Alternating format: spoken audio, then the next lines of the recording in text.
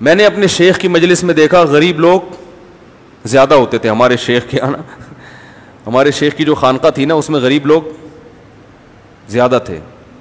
وجہ اس کی تھی ہمارے حضرت مالداروں کو زیادہ لفٹ وہ ٹکتے ہی نہیں تھے، لفٹ نہیں کراتے. وہ تھوڑا زیادہ ہی استغنا تھا حضرت کا، جو ہر آدمی افورڈ نہیں کر پاتا.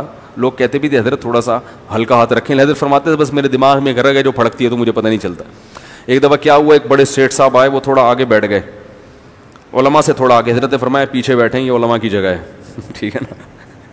اب ایسا دولت مند آدمی یہ چیز برداشت نہیں کرتا، اور ہر ایک کو ایسا کرنا بھی نہیں چاہیے. آج کل لوگوں میں اتنا برداشت نہیں. اس کو بعد میں سمجھا دیں ہمارے حضرت اسی وقت کہتے پیچھے بیٹھیں. ٹھیک ہے نا.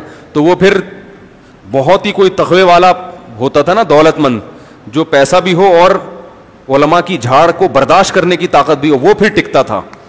اور وہ پھر ظاہر ہے جب کوئی ایسا برداشت کر کے کسی اللہ والے کی صحبت میں رہے گا تو اللہ اس کو انشاءاللہ بنائیں گے بھی. آج کل تو اتنے نخرے ہوتے ہیں، کوئی ذرا سا کسی کو کچھ لفظ بول دو تو وہ مفتی بھی غلط، اس کا مسلک بھی غلط، یہ لوگ ہی غلط ہیں. حالانکہ وہ ایک آدمی کی غلطی ہوتی ہے اور بعض دفعہ غلطی ہوتی بھی نہیں ہے. تو نبی صلی اللہ علیہ وسلم پھر جب جایا کرتے تھے نا، عبداللہ بن مسعود اور حضرت ابو ہریرہ اور یہ جو صحابہ، غریب مسکین صحابہ، جب یہ مجلس میں بیٹھا کرتے تھے، اصحاب صفہ، وہ جو چبوترا ہوا کرتا تھا، اب نہیں ہے وہ مسجد نبی میں، اب جو چبوترا ہے لوگ اس کو سمجھ کے بیٹھ رہے ہوتے ہیں اس پہ. تو اصحاب صفہ کا جو چبوترا تھا، تو نبی صلی اللہ علیہ وسلم وہاں جاتے، ان کے ساتھ بیٹھتے اور فرماتے یہ وہ لوگ ہیں کہ جن کے بارے میرے رب نے مجھے کہا ہے کہ میں اپنے آپ کو ان لوگوں میں باندھ کے رکھوں، جوڑ کے رکھ دوں. وَاصْبِرْ نَفْسَكَ، اپنے آپ کو باندھ دوں ان لوگوں کے ساتھ. دو باتیں ہوئی. تیسری بات اس سے ہمیں یہ بھی پتہ چلی کہ جب بھی حق کی دعوت اٹھے گی تو اس میں غریب، بولو بھائی، زیادہ ہوں گے. مالدار پہلے زیادہ آ رہے ہیں تو اس بات کا امکان ہے، یقینی نہیں ہے لیکن امکان ہے کہ یہ دعوت حق پر، بولو بھائی، نہیں، امکان ہے. کیونکہ انبیاء کی دعوتوں میں ہمیشہ غریب زیادہ آئے اور پہلے آئے. بعد میں مالدار آئے ہیں، بڑے بڑے لوگ آئے ہیں. شروع میں غریب زیادہ اور پہل بھی کس نے کی، یعنی تعداد میں بھی زیادہ اور پہل کرنے والے بھی زیادہ. مجھے یہ بات الحمدللہ تبلیغی جماعت میں بہت نظر آتی ہے. میں دنیا کے دورے کرتا ہوں نا، وہاں تبلیغ والے پہنچے ہوتے ہیں پھٹے پرانے سے کپڑے، بوسیدہ سے، غربت جھلک رہی ہوتی ہے شکل، دل چاہتا ہے چندہ دے دو ان کو. مالدار بھی ہوتے ہیں کم. تو میں کہتا ہوں یہ جو انبیاء کی دعوت کا جو منہج تھا نا، اس کے قریب ہونے کی علامت ہے.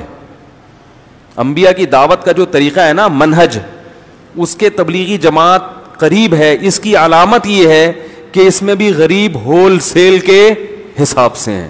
ٹھیک ہے نا. اور وہیں بریگیڈیئر بھی بیٹھا ہوگا اور وہیں چپل گانٹنے والا بھی بیٹھا ہوگا، آپ نے دیکھا ہوگا. اور تنظیموں میں بھی ہے، میں کسی تنظیم کی برائی نہیں کر رہا. آپ کہ اچھا ان کو یوں کہہ دیا اس کا مطلب وہ غلط نہیں ہے. سب جو بھی دین کا کام کر رہا ہے سب صحیح ہے، جو بھی اللہ رسول کی بات کر رہا ہے صحیح ہے. میں بتا رہا ہوں اقرب، سنت کے زیادہ قریب جو بھی طریقہ ہوگا اس میں غریبوں کی تعداد زیادہ. جو شیخ و مرشد خانقاہ بنائے اور اس میں غریب زیادہ ہیں تو سمجھ لو کہ اس کی اصلاح کا طریقہ نہج نبوی کے قریب ہے. اور اگر اس شیخ و مرشد کے پاس دولت مند لوگوں کا تو حصار ہے، غریب بالکل کونے میں بیٹھے ہوئے ہیں، تو سمجھ لو کہ ان کی دعوت نہج نبوت سے دور ہے. سمجھتے کیوں نہیں؟ یہ نہیں کہ دولت مند ہونے نہیں چاہیے، وہ تو آتے ہیں، وہ کوئی سارے دولت مند جہنم میں تھوڑی جائیں گے، جنت بھی بہت سے جائیں گے. تو یہ بڑی اہم بات ہے قرآن میں جگہ جگہ دولت مند. تو اس سے کبھی بھی غریب آدمی سے آپ کو تکبر نہیں کرنا چاہیے. یہ بہت، نبی صلی اللہ علیہ وسلم نے فرمایا قیامت کے دن نبی نے فرمایا میں نے جنت میں زیادہ تر مساکین اور غریب دیکھے ہیں، مالدار کم دیکھے ہوں گے لیکن شارٹ ہوں گے جنت میں. اور جہنم میں اس کا برعکس ہوگا. ٹھیک ہے. کیونکہ جب دولت آتی ہے تکبر بھی آتا ہے. تو تکبر ختم کرنے کا طریقہ پتہ ہے کیا ہے؟ دولت اگر آئے تو تکبر نہ رہے. ہمارے جامعۃ الرشید میں جب ہم پہلے پڑھا کرتے تھے تو وہاں مالدار طلبہ بھی بہت بڑے بڑے مالدار تھے. ایسے طلبہ بھی تھے بہت اللہ نے پیسہ دیا تھا. تو وہ اپنی اصلاح کی فکر ان کو ہوتی تھی کہ ہم میں کہیں کبر نہ پیدا ہو جائے. تو وہ کیا کرتے تھے، ایک تو کھانا ساتھ بیٹھ کے کھاتے تھے.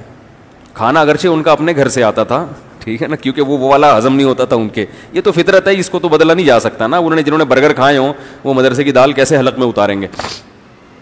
لیکن بیٹھتے کہاں تھے؟ طلبہ کے ساتھ. کبھی طلبہ سے امتیازی سلوک نہیں, اور بعض دفعہ طلبہ سے قرضہ مانگتے تھے تاکہ ہماری شان تھوڑی سی, حالانکہ ان کو پیسوں کی ضرورت نہیں تھی. غریب طلبہ سے یار ذرا 500 روپے مل جائیں گے, تاکہ اپنے آپ کو تھوڑا سا اس کے سامنے کیا کریں, گرائیں. پتہ ہے ہمارے پاس اللہ کا دیا, لیکن تھوڑا سا گرائیں, ٹھیک ہے نا, کہ ہم تم سے مانگ رہے ہیں. یہ ٹوٹکے ہوتے ہیں, جس میں اصلاح کی فکر ہوتی ہے نا, اس کو ایسے ٹوٹکے اللہ سکھا دیتا ہے.